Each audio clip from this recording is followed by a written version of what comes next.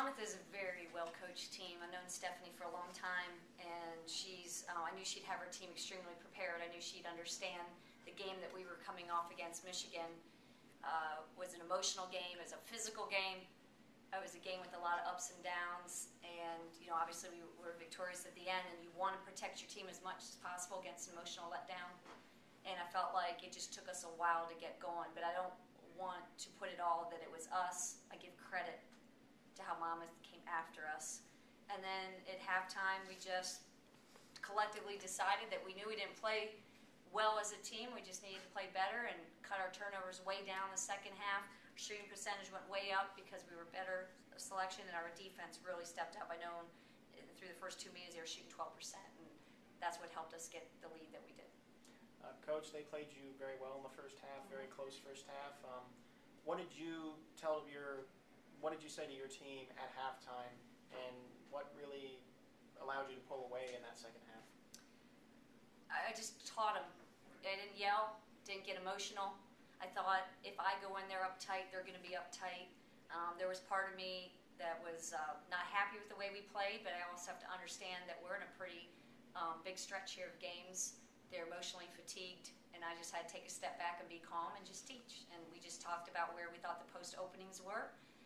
Defensively, how we needed to contain, and we were lunging at the ball, and that we wanted to really push it, and that we just really talked about start the half with a score and a stop, and we did that exactly. We actually went score, stop, score, and they called a timeout, and I thought our team just was lifted, because if as a coach, I go in there and I start yelling at them, they're going to be more uptight. This team really, really cares.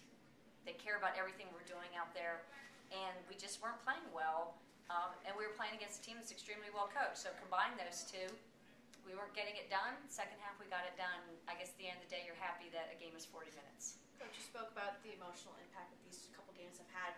4 of your next 5 games are on the road. How important was it for you guys to win these 4 games here? I think it was extremely important for momentum, to understand what it is to win, to understand the little things that it takes. It gives us a good perspective of approaching practice in the next 2 weeks of what exactly we need to do, what we're showing good signs of, but where we have some holes and we have to fix those holes. So it's great to have those opportunities to be at home, but I always am excited about the schedule we play because it helps us get prepared for the Big East, and obviously I think being on the road is a big part of it. Now your team had 11 steals tonight on the whole. How important is it for them to be aggressive going forward? I think the identity of our team is to not let other teams settle and just get into a routine. So we have to throw random traps in, go from trapping to not trapping to playing ball screens different ways. Anything that we can do to change the tempo and to get a point guard thinking. So that's important. There was a lot of loose balls we didn't get to. I thought that, again, was part of our fatigue. They were there. I think we could have had more steals, but the important thing is in the locker room after the game is the players got it. They're like, yep, this is what we all thought could happen. It did happen. We came away victorious. Let's not go down this path again. So as long as they learn from it, we're going to be in good shape. How much would you attribute to your team's conditioning that allows them to close out games in the second half like this? I think it's a huge part of it. I say this again, Nate is one of the most important people, my staff, although he's staff for other sports. He's done an absolutely tremendous job of conditioning our players, getting us ready. We still need to condition. We're still not exactly where we need to be, but I think we're in better condition than some of the teams that we've played, and it's showing, and we're able to get our engines going in the second half. I think that's important.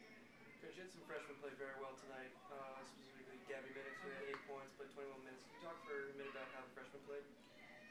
I think Gabby gave us that extra ball handler that we need. They played zone so much, and so we had to move Serena back inside and get her out. And I thought she found the gaps. She's an excellent passer, but I thought she found her opportunities. I mean, she 3 for 6, 50% shooting. I mean, she was selective. There was a lot of times I thought she maybe could have shot more, but that's okay. She has that point guard mentality. Getting Catherine in there. KP is probably a game that typically I think a lot of balls went through her hands. She grabs more rebounds. I think she played a little bit more like a freshman, quote unquote, today. But I thought those two are the most prepared of my freshmen. Katie's get minutes and is unfortunate. Courtney Thomas, don't think anybody to understand, even though she didn't get in the game, that she's not working hard every day. We're kind of transitioning her to a 3-player right now. So she needs to learn a little bit more in a team playing zone that doesn't give her the opportunity she needs.